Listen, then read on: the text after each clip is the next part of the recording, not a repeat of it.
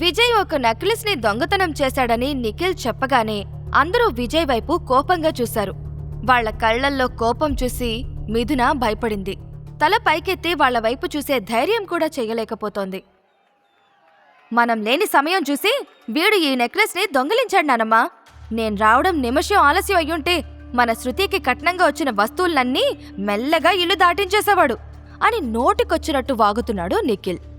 అన్నయ్య చేతిలో ఉన్న నెక్లెస్ ని తీసుకున్న శృతి, దీని ఖరీదు 15 లక్షల పైనే ఉంటుంది నానమ్మా. నాకొచ్చిన గిఫ్ట్స్ లో ఇదే కాస్ట్లీ అనుకుంటా. వీడికి ఎంత ధైర్యం ఉంటే దీని మీద చెయ్యి వేస్తాడు అని ఆవేశంతో ఊగిపోయింది. విజయ్ వైపు గాయత్రీదేవి తీక్షణంగా చూసింది. ఆమె చూపుకి కాల్ చేసే శక్తి ఉంటే విజయ్ ఈ పాటికి బూడిదైపోయి ఉండేవాడు. శక్తి ఫ్యామిలీ నా కోసం ఎంతో ప్రత్యేకంగా పంపిన వస్తువు మీద వీడు కన్నేశాడు నానమ్మా. వీడిని ఇలానే వదిలేస్తే రేపు మన ప్రాణాలు తీయడానికి కూడా వెనకాడ్డు. వెంటనే పోలీసుల్ని పిలిపించండి అని ఆర్డర్ వేసింది శృతి.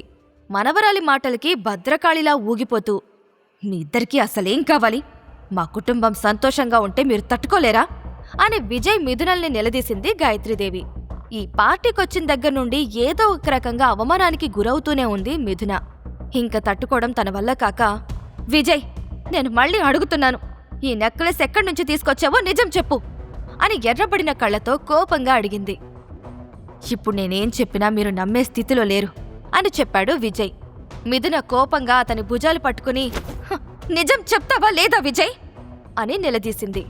ఇక నిజం చెప్పే సమయం వచ్చింది అనుకున్న విజయ్, దీన్ని మీకు ప్రత్యేకంగా ఇవ్వమని ఒక వ్యక్తి నాకిచ్చారు అని మిథున కళ్లల్లోకి సూటిగా చూస్తూ చెప్పాడు. అబద్ధం చెప్తే అతికినట్టుండాలి విజయ్. నీలాంటి పనికి మల్లవాడికి ఇంత ఖరీదైన వస్తువు ఎవడిస్తాడు? పైగా ఈ పార్టీలో ఇంతమంది ఉండగా దీన్ని నీకే ఎందుకిస్తాడు అని ప్రశ్నలతో దాడి చేశాడు నిఖిల్. చాలు నిఖిల్ గారు, ఇంక చాలు. అబద్ధం చెప్పాల్సిన అవసరం నాకు లేదు. ఈ నెక్లెస్ ఒకటే కాదు, శక్తి ఫ్యామిలీ నుండి ఇక్కడికొచ్చిన ప్రతి వస్తువు కేవలం మిథున్ గారి వల్లే వచ్చాయి అని అందర్నీ షాక్కి గురిచేశాడు విజయ్. అతని మాటలకి రఘువీర్, సిద్ధార్థల కాళ్ల కింద భూమి అదిరిపడింది. విజయ్ చెప్పిన మాటలకి ఆశ్చర్యపోతూ అతడి వైపు అనుమానంగా చూసింది మిథున. ఆమె చూపుల్ని అర్థం చేసుకున్న విజయ్ వెంటనే తన మొబైల్ని బయటికి తీసి ఎవ్వరికీ కనిపించకుండా మనోహర్కి తిరిగి రమ్మని మెసేజ్ చేశాడు. విజయ్, ఇప్పటి వరకు నువ్వు చేసింది చాలు. నువ్వు చెప్పే అబద్ధాల వల్ల మా కుటుంబం అందరి ముందు తల దించుకోవాల్సొస్తుంది. ఇంక నీ మాటలు కట్టిపెట్టి నానమ్మ కాళ్ల మీద పడి క్షమాపణలు చెప్పు అని మనసులో బాధ బయటికి కనిపించకుండా చెప్పింది మిథున. నేనెందుకు క్షమాపణలు చెప్పాలి మిథున గారు? మీకు నా మాటల మీద నమ్మకం లేకపోతే ఇప్పుడే పోలీసుల్ని పిలిపించండి. నేను జైలుకైనా వెళ్తాను గాని నా తప్పు లేకుండా ఒకరికి క్షమాపణలు చెప్పను అని అంతే ఆత్మాభిమానంతో చెప్పాడు విజయ్. ఎంత పొగర్రా నీకు! తప్పు చేసిందే కాకుండా మాకే నీతులు చెప్తావా? ఈరోజు నీ పొగరు దించకపోతే నా పేరు శృతినే కాదు, చూస్తూ ఉండు అంటూ పోలీసులకి ఫోన్ చేయబోయింది శృతి. మిథున వెంటనే ఆమె చెయ్యి పట్టుకుని ఆపుతూ, ఒక్క నిమిషం ఆగు శృతి. విజయ్ తప్పు చేశాడని ఇంకా నిరూపణ కాలేదు కదా, అప్పుడే పోలీసుల దాకా ఎందుకు అని తన భర్తని కాపాడుకోవాలని ప్రయత్నించింది.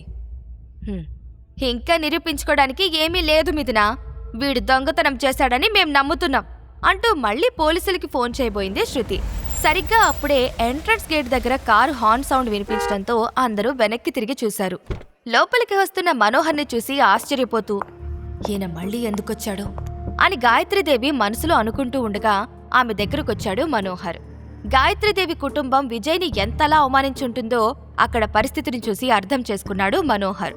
ఎర్రబడిన కళ్లతో తన బాడీగార్డ్స్ వైపు చూసి, ఇలాంటిదేదో చేసుంటారని ముందే ఎక్స్పెక్ట్ చేశా.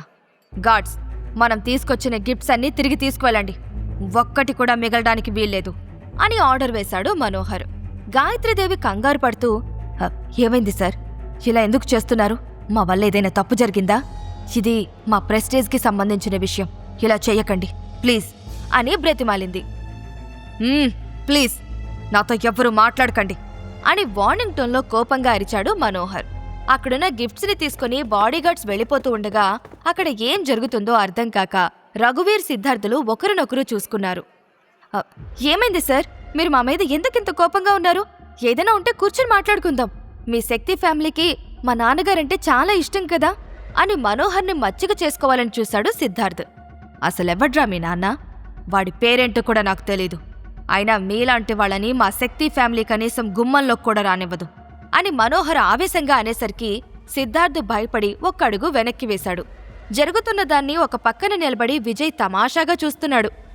అందరి ముందు తమ ఫ్యామిలీ పరువు పోవడంతో, రఘువీర్ గారు, అసలిక్కడేం జరుగుతుంది? ఆయన అలా మాట్లాడుతూ ఉంటే మీరు నోరు మెదపరేంటి అని కొంచెం ఆవేశంగా అడిగింది గాయత్రీదేవి. ఏదైనా మాట్లాడితే అందరిలో లోకువైపోతాను అనుకున్న రఘువీర్ సైలెంట్ అయిపోయాడు. అతడి మౌనం గాయత్రీదేవి కోపాన్ని పెంచేసింది. సార్, ఒక్కసారి నా మాట వినండి అని ఏదో చెప్పబోతున్న నిఖిల్ మాటలకి అడ్డుపడి, నేను ఎవ్వరి మాటలు వినాలనుకోవడం లేదని చెప్తున్నాను కదా, నా దారికి మర్యాదగా అడ్డు తప్పుకో అని ఆవేశంగా అరిచాడు మనోహర్. అప్పుడే విజయ్ ఏదో సైగ చేయడంతో మనోహర్ దృష్టి శృతి మీదకి వెళ్ళింది. ఆమె చేతిలో ఉన్న నెక్లెస్ బాక్స్ని చూస్తూ, ఇది నీ దగ్గరెందుకుంది అని కోపంగా అడిగాడు. శృతి సమాధానం చెప్పేలోపే నిఖిల్ కల్పించుకుని, దాని గురించే చెప్పడానికి ప్రయత్నిస్తున్నాను సార్. ఈ నెక్లెస్ని వీడు దొంగలించాలని చూశాడు. మీరేం కంగారు పడకండి, మేం పోలీసుల్ని పిలిచాం. వాళ్ళొచ్చాక సార్ గారికి సరైన పనిష్మెంట్ ఇస్తారు అని చెప్పగానే మనోహర్లో కోపం తారాస్థాయికి చేరుకుంది. వాట్? దొంగతనం చేశారా? దీన్ని తనే దొంగిలించారని మీకెవరు చెప్పారు అని ఒక్కో మాట ఒత్తి పలుకుతూ అడిగాడు. ఆ ప్రశ్నకి తన దగ్గర సమాధానం లేకపోవడంతో నిఖిల్ తడబడ్డాడు. వెంటనే గాయత్రీదేవి మాట్లాడుతూ, నా మనవడు చెప్తుంది నిజం సార్. వీడే ఈ నెక్లెస్ని దొంగతనం చేశాడు అని చెప్పింది. ఇక చాలు గాయత్రీదేవి గారు, ఇక చాలు. నేనే ఈ నెక్లెస్ని అతనికిచ్చాను. నిజానిజాలు తెలియకుండా ఒక వ్యక్తిని ఎలా నిందిస్తారు? మీరిలాంటి వాళ్ళని తెలిస్తే అసలు నేనిక్కడికి వచ్చుండేవాణ్ణే కాదు అంటూ శృతి చేతిలో నుండి నెక్లెస్ బాక్స్ని తీసుకున్నాడు మనోహర్. ఆ తర్వాత మిథున దగ్గరికి వెళ్ళి ఆ నెక్లెస్ బాక్స్ని ఆమెకిస్తూ, నన్ను క్షమించండి మిథున గారు. ఒక రకంగా మీరు బాధపడ్డానికి నేను కూడా కారణం. నిజానికి ఈ నెక్లెస్ని మీకు ప్రత్యేకంగా ఇవ్వమని మా చిన్నబాబుగారే చెప్పారు అని ఆప్యాయంగా చెప్పాడు మనోహర్. మనోహర్ చెప్పిన మాటల్ని అక్కడున్న వాళ్ళంతా నమ్ముతున్నారు. కానీ మిథున మాత్రం ఇదంతా నమ్మలేకపోతోంది. ఈ నెక్లెస్ నా కోసం ఎందుకు పంపించారో నేను తెలుసుకోవచ్చా అని ఆశ్చర్యపోతూ అడిగింది మిథున. ఎందుకంటే మీరు మా చిన్నబాబుకి బాగా నచ్చారు, అందుకే మీకోసం ఈ చిన్న బహుమతిని పంపించారు. ఇదొక్కటే కాదు, ఇక్కడికొచ్చిన ప్రతి గిఫ్టు మీ తరపున ఆయనే పంపించారు అని మనోహర్ చెప్పగానే అక్కడున్న వాళ్ళందరూ మళ్లీ షాక్ అయ్యారు. అనిల్, రత్నప్రభల ఆనందానికి అవధుల్లేవు. ఆ చిన్నబాబెవరో తెలియకపోయినా తమ కూతురికి ఇంత అదృష్టం పడుతుందని వాళ్లు కల్లో కూడా ఊహించలేదు. నాకు మీరేం చెప్తున్నారో అర్థం కావడం లేదు సార్. అసలు మీ చిన్నబాబెవరు అని మనోహర్ కళ్లల్లోకి చూస్తూ అనుమానంగా ప్రశ్నించింది మిథున. ఆ ప్రశ్నకి సమాధానంగా విజయ్ వైపు చూశాడు మనోహర్. తన గురించి ఎట్టి పరిస్థితుల్లోనూ మిథునకి చెప్పొద్దు అన్నట్టు విజయ్ సైగ చేయడంతో, ఇప్పుడు మీకు మా చిన్నబాబు గురించి చెప్పలేను మిథున గారు. సమయం వచ్చినప్పుడు ఆయనే మీ ముందుకొస్తారు అని మిథునకి మరో మాట మాట్లాడే అవకాశం ఇవ్వకుండా వెనుతిరిగాడు. వెళుతున్న మనోహర్ని చూస్తూ మిథున అలానే నిలబడిపోయింది. ఇప్పుడు కాకపోయినా సంవత్సరం తర్వాతైనా సరే ఈ నిజం ఆమెకి తెలుస్తుంది. తెలియని వాళ్ల దగ్గర గిఫ్ట్ తీసుకునే అలవాటు మిథునకి లేదు. అందుకే మనోహర్ దగ్గరికి వెళ్లి నెక్లెస్ని తిరిగి ఇచ్చేయాలి అనుకుంది. సార్, మీ చిన్నబాబెవరో తెలియకుండా నేను ఈ గిఫ్ట్ తీసుకోలేను అని అతడి వెనకాల వెళుతూ అరుస్తోంది మిథున. మనోహర్ ఆమె మాటల్ని పట్టించుకోకుండా అక్కడి నుండి వేగంగా వెళ్లిపోయాడు. అతడు వెళ్లిపోయిన తర్వాత ఆ పార్టీలో అంతా సైలెంట్ అయిపోయారు. కాసేపటికి విజయ్ గొంతు సవరించుకుంటూ, నేను ముందే చెప్పాను కదా, ఇప్పటికైనా నమ్ముతారా మిథున గారు? నేను ఈ నెక్లెస్ని దొంగతనం చెయ్యలేదు అని అడిగాడు. అతడి మాటలకి మిథున గిల్టీగా ఫీల్ అయ్యింది. మరోవైపు మిథునని పరీక్షగా చూస్తున్న గాయత్రీదేవి మనసులో వేల ఆలోచనలు అలుపు లేకుండా పరిగెడుతున్నాయి. మనోహర్ చెప్పిన దాని ప్రకారం శక్తి వారసుడు మిథునని ఇష్టపడుతున్నాడని అర్థం చేసుకుని ఆమె దగ్గరికి ప్రేమగా వెళ్లి భుజం మీద చెయ్యి వేసింది. హరే మిథున, నా బంగారు తల్లి, నీకు ఇంత పెద్ద కుటుంబంతో పరిచయాలున్నాయని నాకెందుకు చెప్పలేదు బేబీ అని ఆప్యాయంగా అడిగింది. గాయత్రీదేవి ఉద్దేశాన్ని అర్థం చేసుకుని, మీరు నన్ను తప్పుగా అర్థం చేసుకుంటున్నారు నానమ్మా. ఆ కుటుంబం గురించి నాకు పెద్దగా ఏం తెలీదు. ఆ పేరు కూడా ఇప్పుడే వింటున్నాను అని నిజాయితీగా చెప్పింది మిథున. ఏయ్ దొంగ, ఇంకెన్ని రోజులు నా దగ్గర ఈ విషయాన్ని దాచిపెడతావు? ఇన్ని రోజులు నిన్ను అర్థం చేసుకోకుండా అవమానించినందుకు నన్ను క్షమించు బేబీ. ఇక నుండి మనం శత్రువుల్లా కాదు, బెస్ట్ ఫ్రెండ్స్లా ఉందాం, సరేనా? నాతో నువ్వు అన్నీ షేర్ చేసుకోవచ్చు.